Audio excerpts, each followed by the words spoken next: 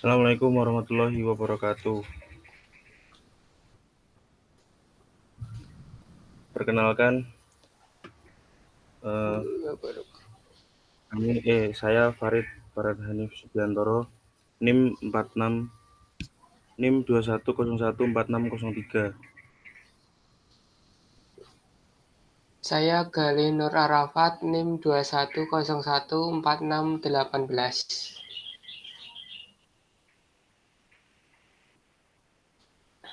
Sini kami akan mempresentasikan tugas UTS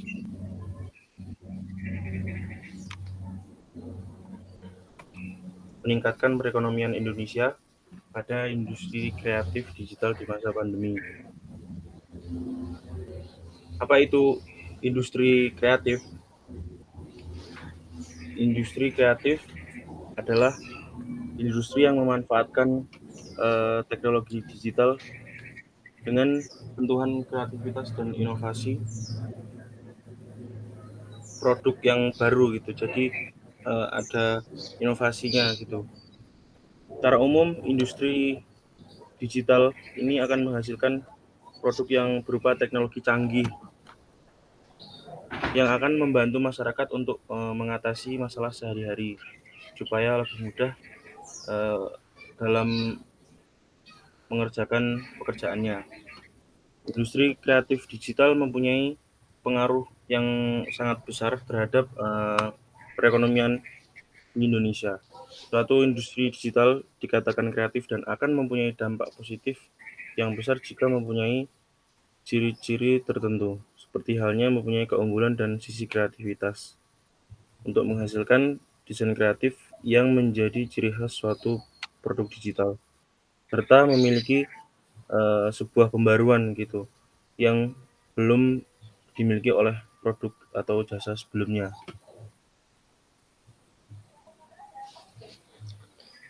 Jenis-jenis industri kreatif digital berpotensi laris manis. Yang pertama, fusion. Fusion adalah bidang usaha memiliki potensi mendapatkan imbalan hasil signifikan dalam jangka panjang.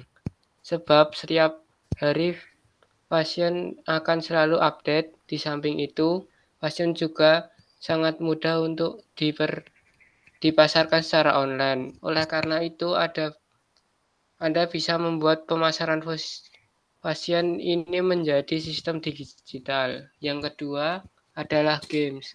Walaupun games terlihat sepele, tetapi Anda bisa mendapatkan imbal hasil yang signifikan jika menjalankan usaha ini dengan maksimal.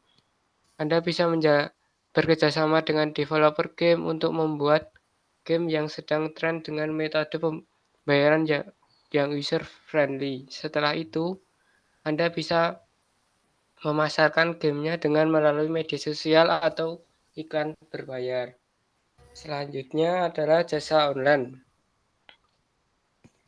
Jasa online seperti halnya ojek online, layanan pekerja tugas secara online, dan layanan delivery makanan online saat ini bisa menjadi pilihan usaha yang bisa memberikan imbalan hasil cukup besar.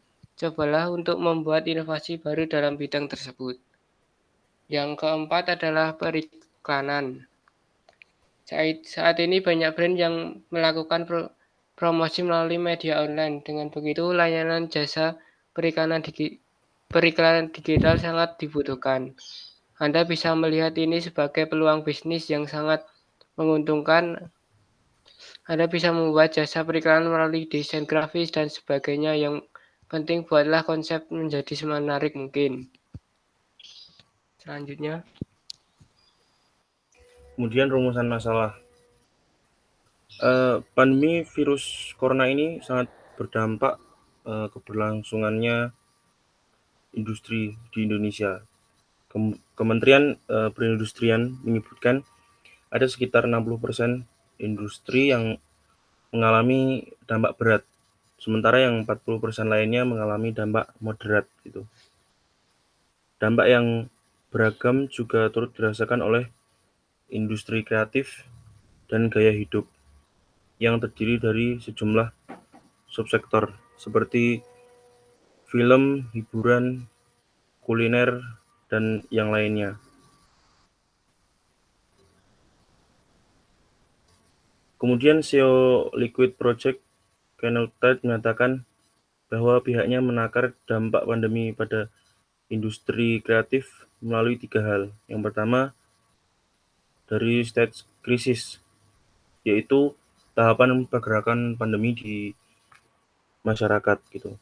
Di masa-masa awal pandemi masuk ke Indonesia di sekitar Maret lalu, industri rata-rata mengalami shock.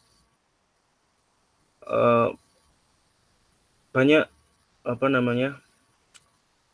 kaget gitu loh kok terjadi penurunan yang drastis di daya beli masyarakatnya gitu loh. Karena memang masyarakat juga pemasukannya sedikit, jadi daya belinya juga jadi berkurang. Kemudian yang kedua itu dari skala usahanya.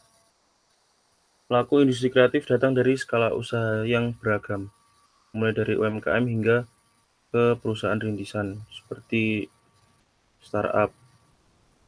Perbedaan skala ini membuat akses permodalan juga tidak bisa dimiliki semua kalangan, terlebih bagi bisnis yang belum memiliki aset yang cukup sebagai jaminan pembiayaan.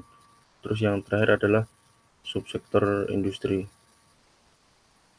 Kenneth mengakui tidak semua subsektor mengalami dampak yang sama. Sebagian juga mengalami pendapatan justru malah mengalami dampak positif atau kenaikan pendapatan. Seperti halnya Erigo di pandemi ini malah berani masuk ke New York Fashion Week di New York. Padahal seperti kita tahu kan banyak yang turun drastis, tapi Erigo malah bisa naik gitu.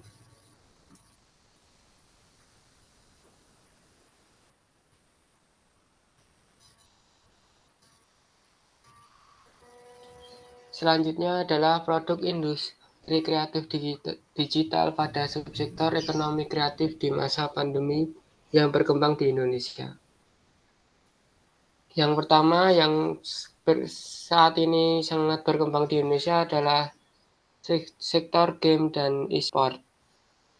Industri kreatif khususnya e-sport di Indonesia dalam beberapa tahun belakangan ini seperti langsung melambung dan menjadi perhatian dunia.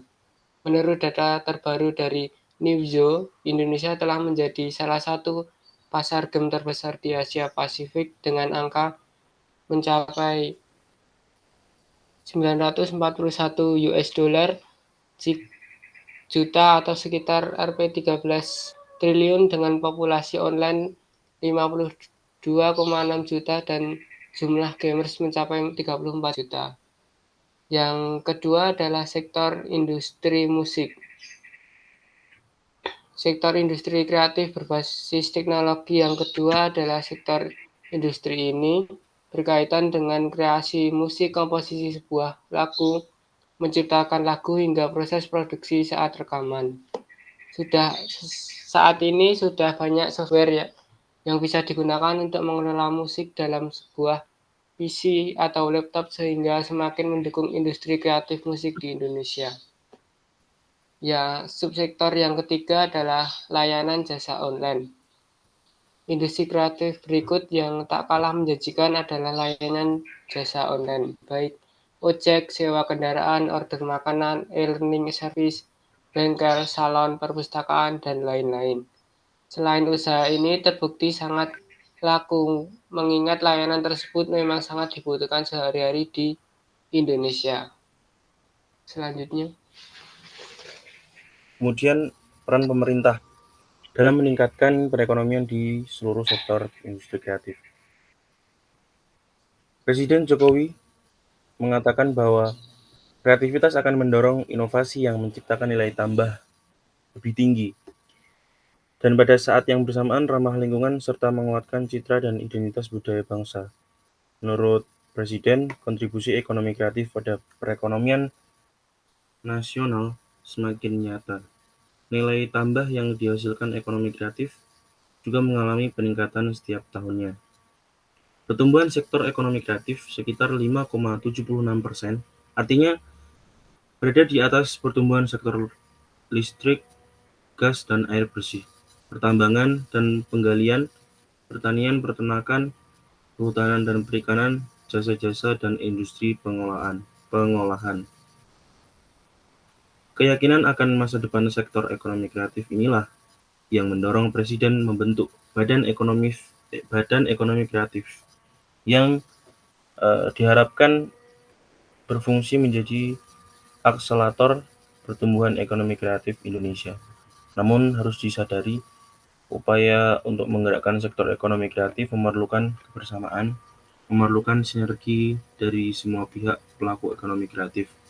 Salah satunya melalui Temu Kreatif Nasional yang melibatkan para pelaku industri dan ekonomi kreatif untuk curah pikiran, curah gagasan, berbagi pengalaman untuk kerja, untuk kreativitas, untuk kemajuan sektor ini.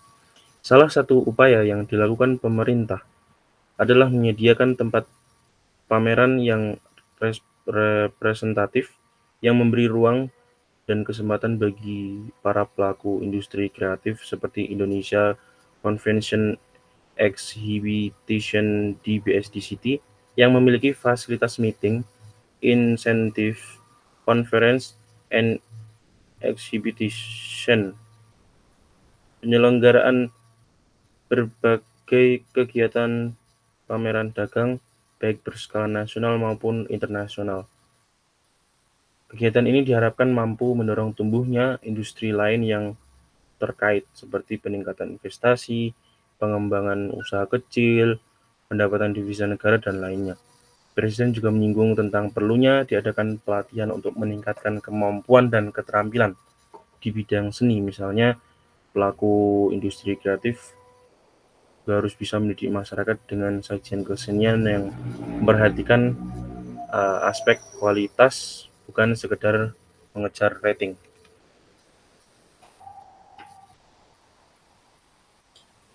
Yang selanjutnya adalah perbedaan mekanisme industri kreatif di berbagai negara. Yang pertama adalah industri kreatif negara Thailand. Salah satu contoh di mana industri kreatif dikelola lewat sebuah badan khusus adalah Thailand dengan Thailand Creative and Design Center TCDC yang merupakan lembaga yang dibentuk pemerintah Thailand terkait dengan industri kreatif dengan fokus pada desain.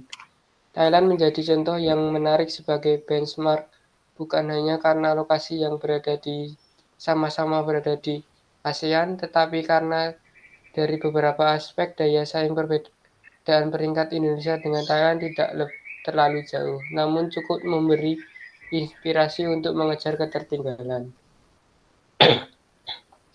Yang kedua adalah industri kreatif negara Malaysia. Seperti halnya di negara-negara lain, evolusi sektor-sektor industri kreatif selalu terjadi. Demikian juga di Malaysia.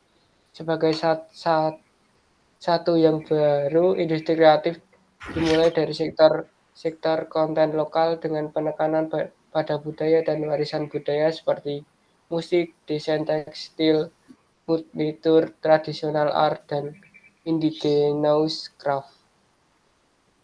Yang ketiga adalah industri kreatif negara Singapura. Di Singapura, Ministry of Information Communication and the Arts (MICA) yang wilayah kerjanya di Indonesia paralel dengan Depkominfo, Departemen Komunikasi dan Informasi, dan sebagai fungsi Menbukpar Kementerian Budaya dan Pariwisata adalah intensi yang bertanggung jawab atas strategi pengembangan industri kreatif bekerja sama dengan instansi pemerintah dan para stakeholder lainnya. Yang keempat adalah industri kreatif negara Republik Rakyat Tiongkok. Evolusi sektor-sektor industri kreatif juga terjadi di RRT. Di awal desain industri adalah prioritas di mana RRT merupakan salah satu eksportir terbesar dunia pada produk sepatu, furnitur, dan produk tekstil. Pengembangan desain industri disinergikan pada 3 industri tersebut. Kemudian masuk pada sektor arsitektur, khususnya urban planning, sampai kepada industri-industri berbasis digital dan informasi teknologi, seperti TV, film, radio, musik, publishing, games, kemudian berevolusi lagi pada sektor animasi dan komik. Yang kelima adalah industri kreatif negara Taiwan. Pada pertemuan pemimpin APEC pada 2000 di tahun 2000 di Brunei, Taiwan menawarkan inisiatif yang disebut transformasi kesenjangan digital menjadi peluang digital. Inisiatif Taiwan kepada APEC untuk bekerja sama secara aktif untuk menyambut peluang digital di kawasan Asia Pasifik. Bulan Mei tahun 2008, Taiwan meluncurkan rencana pembangunan 6 tahun yang disebut Challenge 2008. Rencana ini akan membenahi dan mempelajari kondisi infrastruktur dasar, hukum dan regulasi, suplai SDM, dan prosedur administrasi pemerintah dengan wawasan agar area-area tersebut dapat lebih diterima oleh norma internasional. Yang keenam adalah industri kreatif New Zealand. Pada tahun 2002 di dalam dokumen menumbuhkan New Zealand yang inovatif, Perdana Menteri New Zealand Helen Clark telah menetapkan pendekatan pemerintah terhadap pembangunan ekonomi. Pendekatan ini disebut kerangka kerja untuk pertumbuhan dan inovasi atau GIFT. GIFT dibagi di atas kebijakan ekonomi yang ditetapkan pemerintah New Zealand di antara tahun 2000 dan 2002 pada sektor pemerintah dan swasta yang khusus memikirkan bagaimana meningkatkan standar hidup masyarakat New Zealand. Yang ketujuh adalah industri kreatif United Kingdom. Pengelolaan industri kreatif di Inggris dilakukan oleh Department for Culture, Media and Sport (DCMS) dan bekerja sama dengan Department for Trade and Industry dan Tourism in England. DCMS ini memiliki tujuan untuk meningkatkan kualitas hidup melalui aktivis budaya dan olahraga untuk mendukung tercapainya keunggulan dan pariwisata, industri kreatif, dan leisure. Selanjutnya. Kemudian kesimpulannya, pemerintah Indonesia sekarang ini tengah gencar mendorong industri kreatif menjadi agent of development dalam meningkatkan perekonomian negara. Industri kreatif merupakan sebuah kegiatan ekonomi yang terkait dengan menciptakan atau penggunaan pengetahuan. Industri kreatif memberikan peranan penting terhadap perekonomian suatu negara. Sebagian orang berpendapat bahwa industri kreatif bergantung pada sumber daya manusianya. Hal tersebut dikarenakan sumber daya utama industri kreatif adalah pemanfaatan kreativitas, keterampilan, serta bakat individu tersebut. Melimpahnya jumlah penduduk akan menguntungkan dari sisi pembangunan sehingga dapat memacu pertumbuhan ekonomi ke tingkat yang lebih tinggi. Impasnya adalah meningkatnya kesejahteraan masyarakat secara keseluruhan. Namun perkara ini bisa berbalik menjadi bencana jika bonus ini tidak dipersiapkan kedatangannya. Masalah yang paling nyata adalah ketersediaan lapangan kerja. Potensi industri kreatif masih terbuka luas untuk digarap pelaku usaha Indonesia. Mungkin cukup sekian dari kelompok kami. Sekian. Wassalamualaikum warahmatullahi wabarakatuh.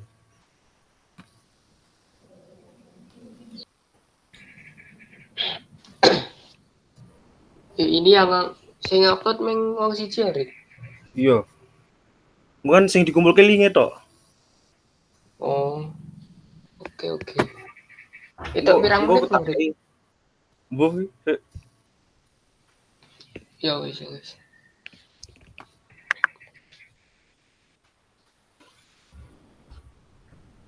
Dadi ini linge ngumpul nang